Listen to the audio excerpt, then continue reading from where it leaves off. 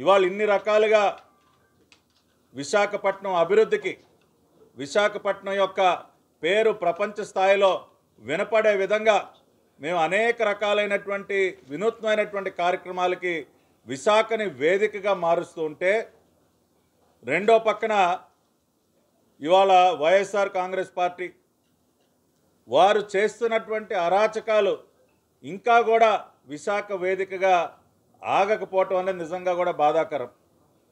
కొద్ది రోజుల క్రితమే ఆ పార్టీ యువజన విభాగ అధ్యక్షుడు కొండారెడ్డి డ్రగ్స్తో పట్టుబడ్డాడు.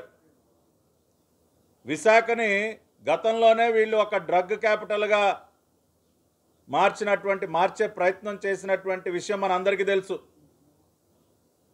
అటువంటిది ప్రజలు చీకొట్టిన ఇంకా కూడా ఇటువంటి కార్యక్రమాలు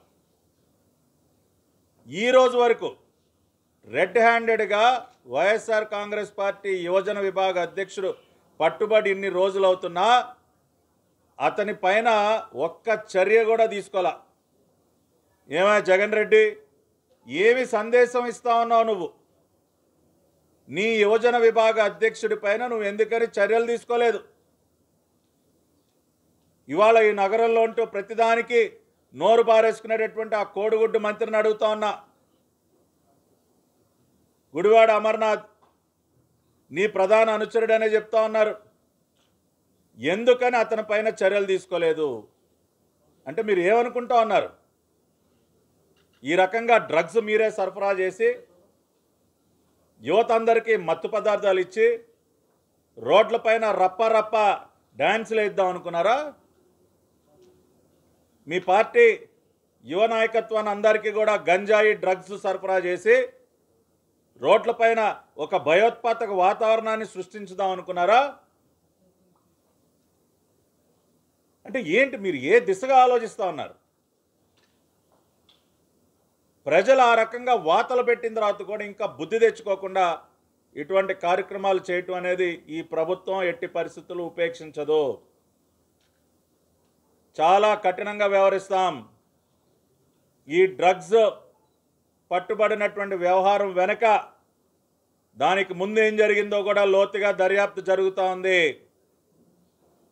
ఈ డ్రగ్స్ కొండారెడ్డి దగ్గర పట్టుబడటానికి కొన్ని రోజుల ముందే వైసీపీ నాయకత్వం, కొంతమంది కీలక నాయకులు అందరూ కలిసి ఒక ప్రదేశంలో ఒక రేవ్ పార్టీ చేసుకున్నట్టు, అక్కడ కూడా డ్రగ్స్ కన్జ్యూమ్ చేసినట్టు కూడా కొన్ని వాస్తవాలు బయటకు వస్తూ ఉన్నాయి. వాటన్నిటిపైన దర్యాప్తు జరుగుతూ ఉంది.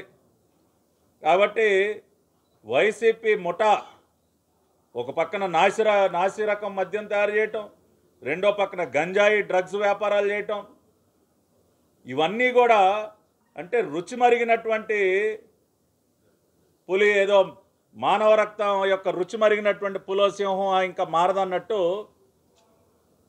ఈ అవినీతి సొమ్ముకు అలవాటు పడిపోయి ఈ గంజాయి మద్యం డ్రగ్స్ ద్వారా దాని నుంచి బయటపడకుండా ఇంకా ఇటువంటి కార్యక్రమాలు చేస్తూ ఉన్నారు. తోకలు కత్తరించి చంద్రబాబు నాయుడు గారు ముఖ్యమంత్రి రాష్ట్రానికి విశాఖ లాంటి నగరాన్ని మీరు డ్రగ్స్ సరఫరాకు ఒక కేంద్రంగా మార్చే ప్రయత్నం చేస్తుంటే చూస్తూ ఊరుకునే ప్రసక్తే ఉండదు. అత్యంత కఠినంగా వ్యవహరిస్తామని చెప్పి వారిని హెచ్చరిస్తూ సెలవు తీసుకుంటున్నాను.